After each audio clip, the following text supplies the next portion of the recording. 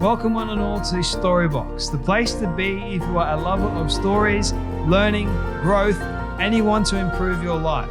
My name is Jay Phantom, and I've made it my purpose to unbox and share the amazing stories from people of every profession all over the world. I am truly grateful that you have decided to listen in today.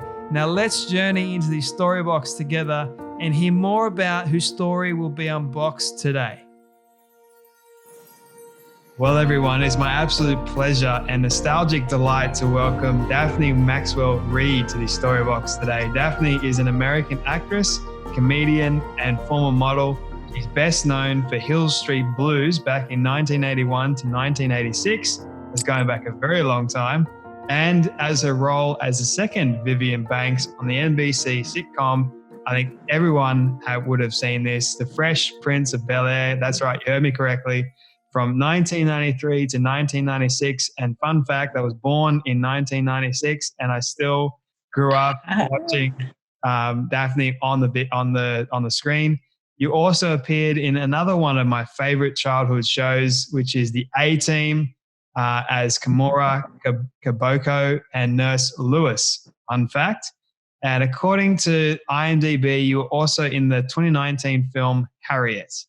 Daphne, yes, it's an absolute pleasure and delight to welcome you to the Storybox podcast today. Thank you. Thank you so much. It's a delight to be on the other side of the world on the next day. It really is. I'm going back to the future in a way. Yeah.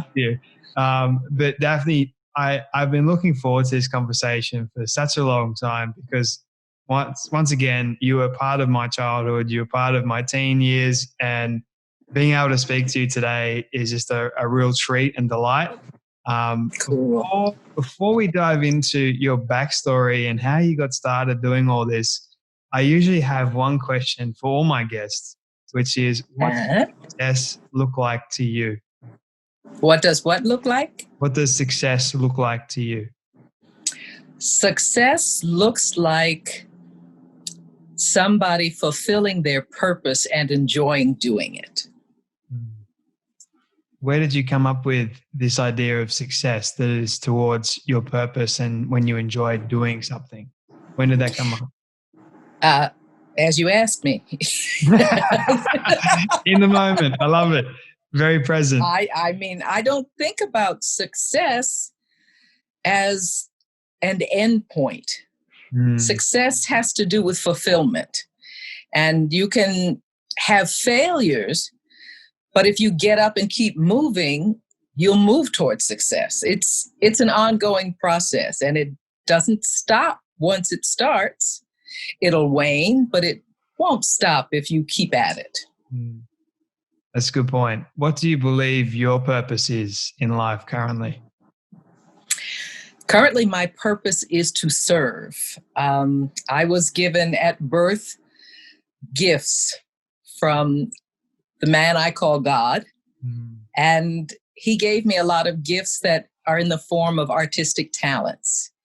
And my purpose is to manifest all of those gifts and to share them and to help where I can with these gifts in uplifting someone, inspiring someone, or with success, supporting someone. You mentioned God there. Now, I'm curious even more so about your faith and how you came to believing in God. Has it always been as part of you in your family upbringing, or how did that happen for you? I grew up going to church very faithfully with my family. As I got older, I studied lots of different religions. And I have come to the conclusion that I don't believe in religion as such, but in the concept of a deity or two or three, but as a concept of purpose, really. Purpose for sharing whatever was given to you as a lifestyle. To be kind to people, I take all sorts of ideas from multiple religions, and I put them into what serves a decent life for me. Mm. I want to sort of dive into purpose a little bit more, if you don't mind. Go right ahead. For a young person that is struggling with their own identity, with their own sense of worth and faith, and they're confused and they're trying to search for it, what advice would you give to them? My advice to someone who is searching for their purpose is to sit still and listen for a minute, and then move forward to do something that you, number one, enjoy doing, and then move forward toward making sure that your enjoyment benefits somebody else as well as you. And that's your purpose at the time. Your purpose is not singular. It may change over time. It's okay. You'll find lots of purposes. But unless you move forward and keep seeking fulfillment of the passions that you have inside of you, just move forward and you'll achieve success and you'll know what your purpose is. That's good advice. A friend of mine once said to me, he's like, Jay, your purpose is not the destination. Your purpose is part of the journey.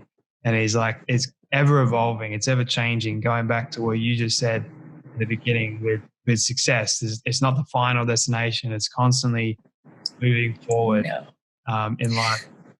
Your life is what they have on the tombstone, what they call the dash in between your birth and your death. Yes. The dash is your life. And what you have to do is make that journey a wonderful trip. Not just get from A to B, because you're going to get to B. But during that time you have to travel, notice all the details, find the richness in the other people around you, find where you're most needed, find what makes you happy, and pursue it and enjoy the journey. Because the destination, once you get there, you'll have to set another course for another destination. So it's the journey that matters. 100%. There was an ancient philosopher, I'm going to probably butcher his saying, but he's like, life is ultimately the C between the B and D, which basically means the C is choice. And yes. B is birth and D is death. So I like how you mentioned the dates right there, and your life is in between that, because it's so true. And if the dash between the dates. The dash between the dates. That is a good title for a book. Okay.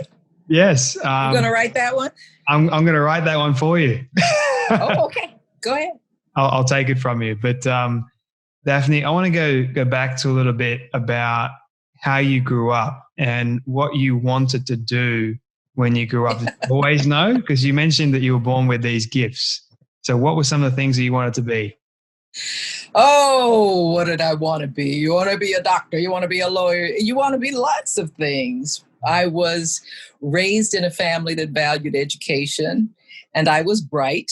So I advanced in education very well, and I went to specialized schools on my merit, and had successes with educational as well as social things that were going on in my life. I was an achiever, and I think I was born as a leader because my husband right now calls me boss lady, but sometimes I get offended by that. But I know that I'm a leader because when I get in a situation and you get around a group of people and a decision needs to be made, if they're chatting, I'm the one who says, okay, what's the end point here? Let's get to the decision and move forward. And once we get there, we'll have another discussion and we'll move forward from there. I'm not one to sit around and just discuss.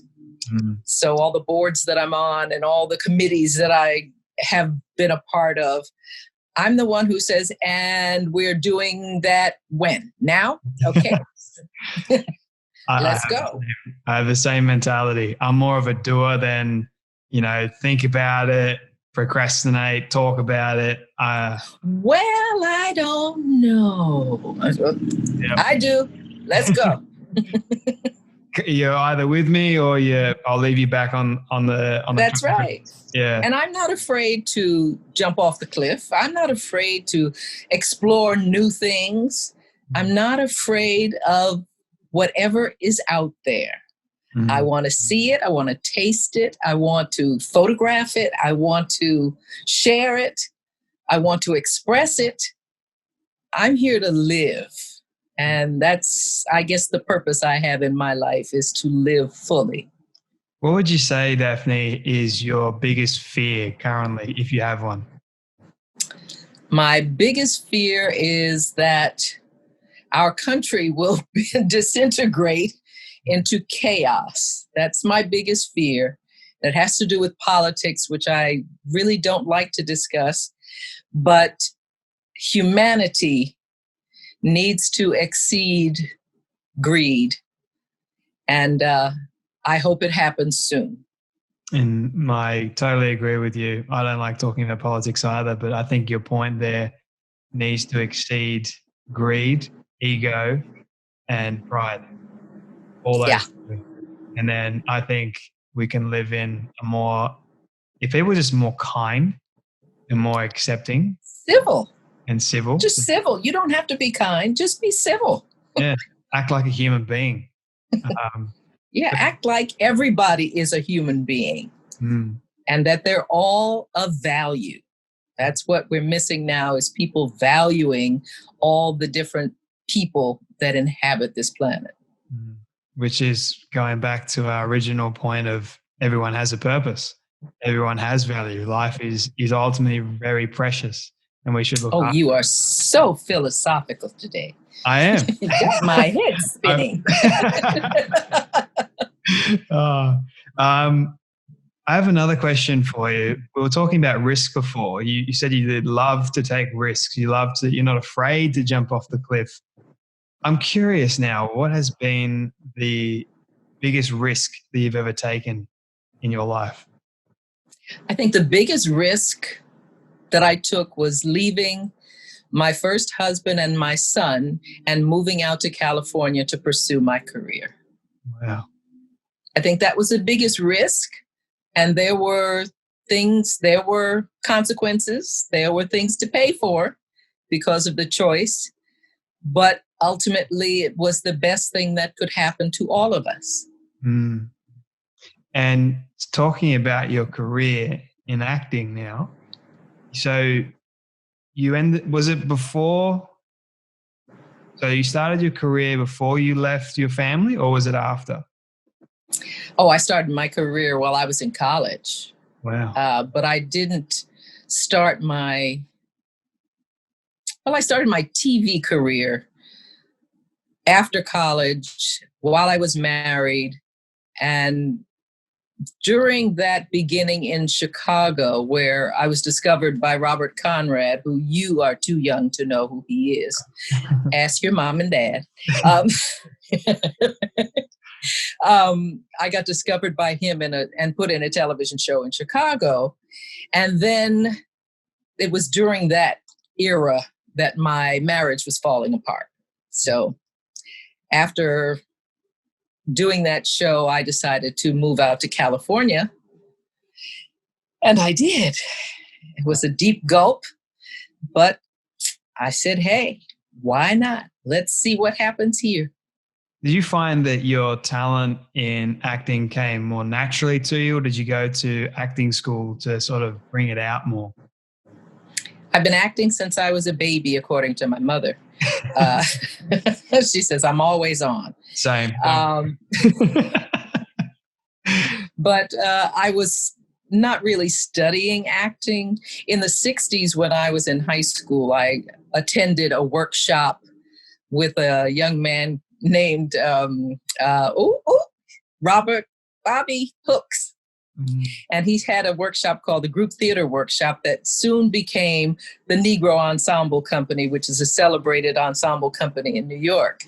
Well, we were the little pre-runner of the Negro Ensemble Company. And I realized at that time that there was really no examples of a Black woman as an actress making a good living. So it didn't occur to me that that's where I should be headed. So I stayed in education and I went to college and I studied interior design and architecture and I got married, but things kept presenting themselves to me, and I have spent my life taking advantage of the opportunities as they come up to both achieve a goal and to learn something. So every time I got an opportunity, I found out all about what was going on behind the curtain and behind the camera. And I just wanted to learn everything about whatever it was I was doing. They call that curious or nosy. And I am curious and nosy. So I love learning. I love seeing how something is done. I love acquiring new skills. So my life has been built on step-by-step acquiring new skills. What would you say has been one of the biggest lessons that you've learned while being an actor? Was something my husband quoted to me. Never let the successes go to your head and never let the failures go to your heart. And it has served me well. Has there been many failures in your acting career? I'm sure there have been lots of opportunities that did not go my way because they were somebody else's opportunity. So I never got discouraged by not being chosen, which an actor spends its life doing. You have to wait to be chosen. I'm sorry, you're not in charge of this. So I've been not chosen many times, but it didn't bother me because I always had something else that I could do and wanted to do and was busy doing, either taking pictures or sewing or doing lots of things that express joy to me. What would you say, Daphne, has been the worst piece of advice you've ever received from someone? The worst piece of advice? I don't know because I don't usually take advice from anybody. Let's see, who would have given me advice? Oh, the advice givers who say, oh, you can't do that. Yeah. Can't? That's very encouraging. Let me show you that I can.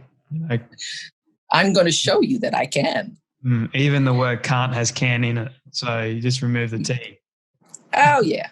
I don't listen to that kind of thing. That's good. I like that. I want to dive back into your story a little bit more about some of the acting roles that you've taken and how they actually came to be. One of which is one of my all-time favorite shows, The A-Team. Now, you played 2 roles in that. Yeah. And I'm curious, how did you get both of those roles?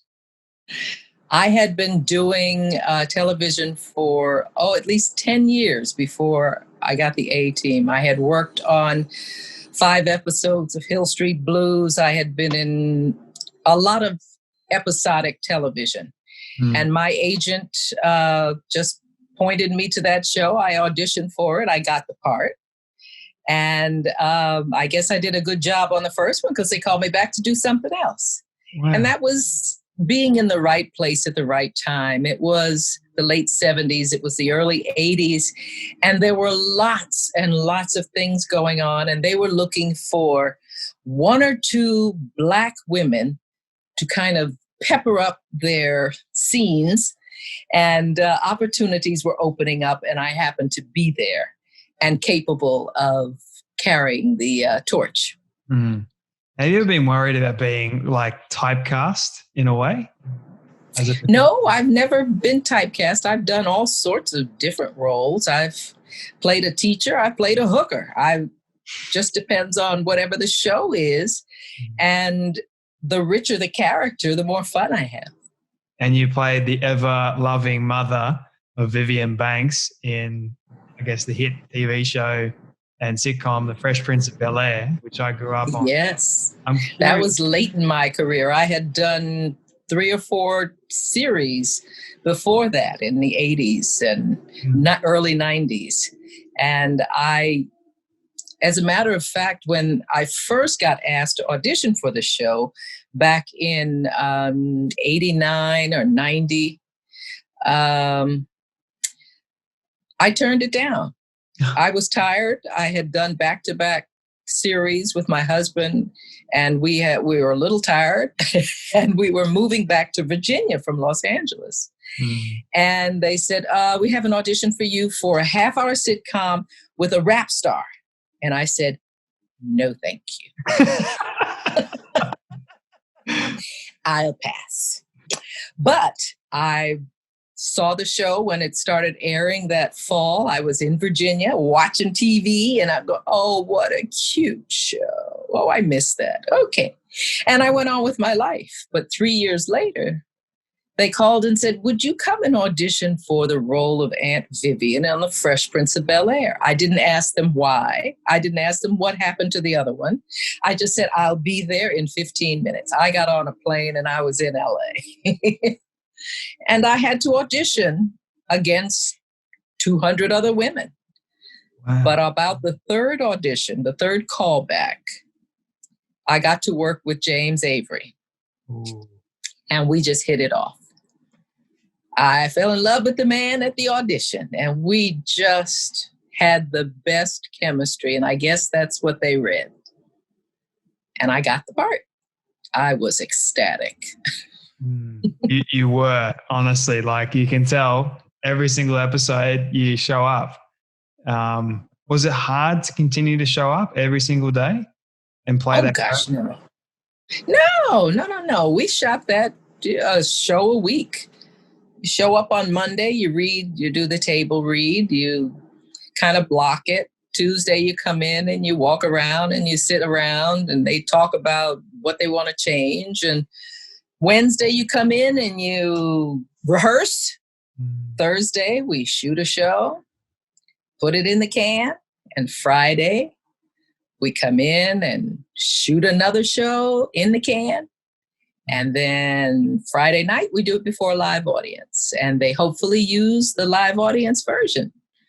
But sometimes they have to slip in a little piece from earlier in the day. What's that like, acting in front of a live audience? Like, that would be pressure, right? That was the first time I ever got to do it. And I had been on television for about 25 years.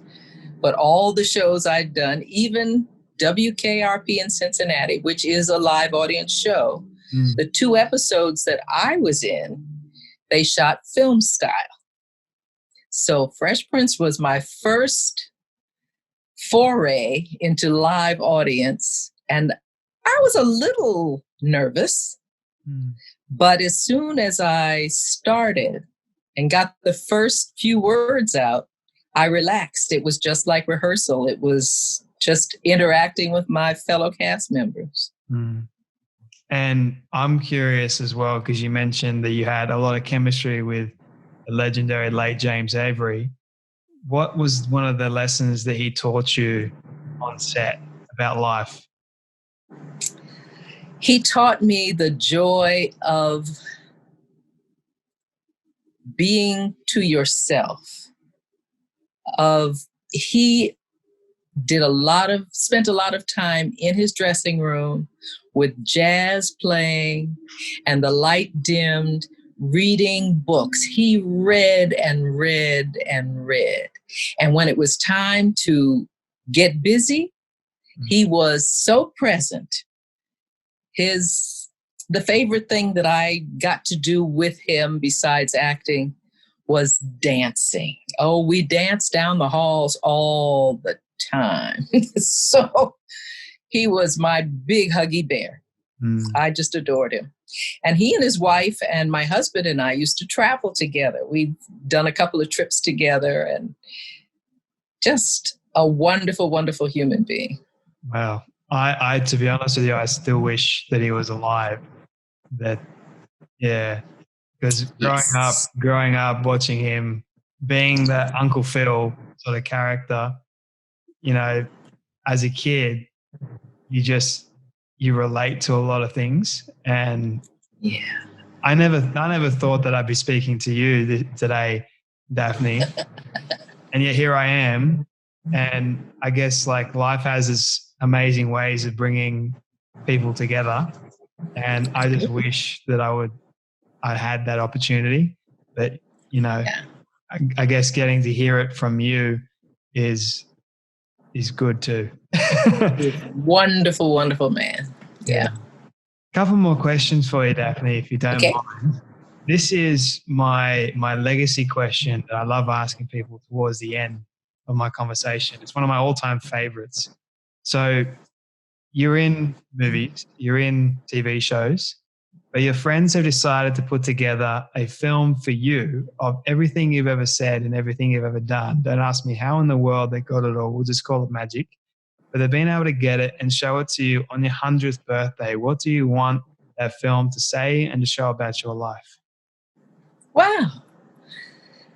I would love to go out of here knowing that I have touched people's lives in positive ways, that I've brought joy, that I've raised a wonderful man who is raising wonderful children, that I have been kind, that I have been present when I've been with someone, and that I made my dreams come true.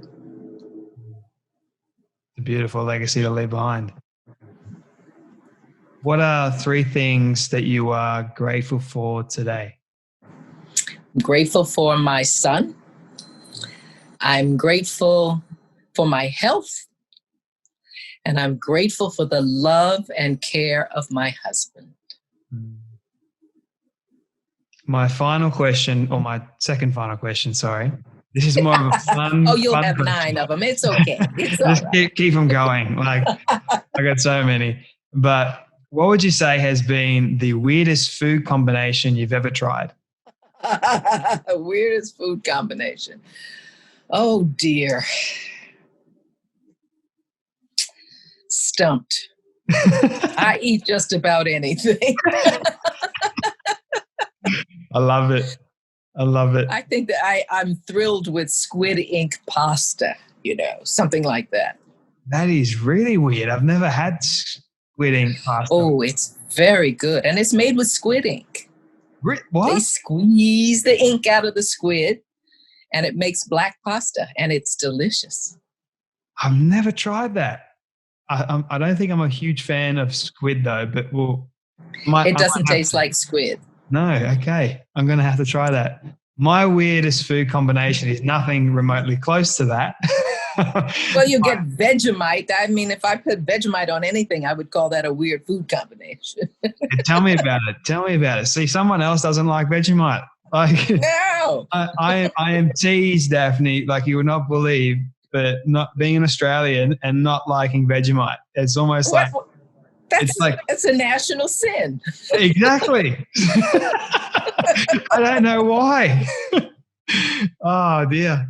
But you also, Daphne, you're also a comedian, and I really enjoy this conversation. You're funny. You're hilarious. You're quick-witted. I'm not at all. Yes, you are. No. Nothing remotely close to you. Just takes practice. Keep it up. Yes, I'll keep trying. Practice makes progression, right? I'm curious. What is one of your best jokes that you've ever told? Oh dear, I'm so bad at jokes. I am so bad at jokes. I have no idea. I can't remember them 15 minutes after I've heard them. I can't repeat a joke. It just doesn't work. I can't do it. Oh, I love it. I accept that of myself. Well, don't worry. We're both in the same boat there because I don't know how to do any jokes at all. Okay, my final question for you. Yeah. Yes, this is my final one. Promise. What is your favorite film? Ooh, my favorite film is the first one that my husband directed. Really? It's called Once Upon a Time When We Were Colored. And it's my favorite film because I was very involved in helping him get that film done. And the whole experience of it makes for the richness of and my fondness for that film. What's it about? It's about a boy growing up in Mississippi in I guess it was the 40s, 50s, and the challenges and the joys and the familial connections and the people who are related to him by community rather than by kin, and how he gets to leave that community successfully. And it's just a beautiful film with so many wonderful actors and actresses. Felicia Rashad is in it. And it's just a beautiful film. Wow. And it was such a passion piece to make that it will be always my all-time favorite. I'm going to have to add it to my ever-growing list of movies to watch from people that recommend them to me. Okay. Very good. Thank you so much for sharing that. I've really enjoyed this conversation, Daphne. You're an absolute thank you for your patience waiting for me to get duded up. Definitely worth it. It's okay. This is not what I looked like when I talked to you earlier. Doesn't matter to me. Daphne, where can people find you, connect with you, and what's next for you? They can always find out what I'm doing at DaphneMaxwellReid.com. I keep a running page going, and I keep Instagram going at Miss Daphne13. And next for me, we have a Fresh Prince reunion that is going to be airing on HBO Max around our Thanksgiving. I don't know if you guys celebrate that Thanksgiving. It probably has nothing to do with Australia, but it's around the end of November. Wow. And then I have a movie about a Christmas story that we shot earlier this year that's coming out on December 1st on BET, Black Entertainment Television streaming service. Wow. So I've got projects going on. I have an audition this afternoon, so I might have another project going on. But life goes on. You're very active. That is incredible. Yes. Very inspiring. Yes. Well, I can't wait to see all of those pieces of work, especially the reunion. The reunion's a blast, an absolute blast. I'll be celebrating Thanksgiving just for that as well. Excellent. Daphne. And you can find Thanksgiving meals in my cookbook that I have called Grace, Soul, and Motherwit. And I make masks, and everything's on my website at DaphneMaxwellReid.com. You are so creative. Okay, now I'm going to have to get this book. I love cooking. So. Oh, good. I'm a huge cook. So, okay, now I'm going to have to get it and add it to my collection. But, excellent. Daphne, thank you so much for your time today. Thank you so much for your patience and for your humor and for your kindness in interviewing me. Thank you. I couldn't stop smiling throughout it. So thank you so much for coming on the Storybox podcast and brightening up my day today. You're an absolute delight. Excellent.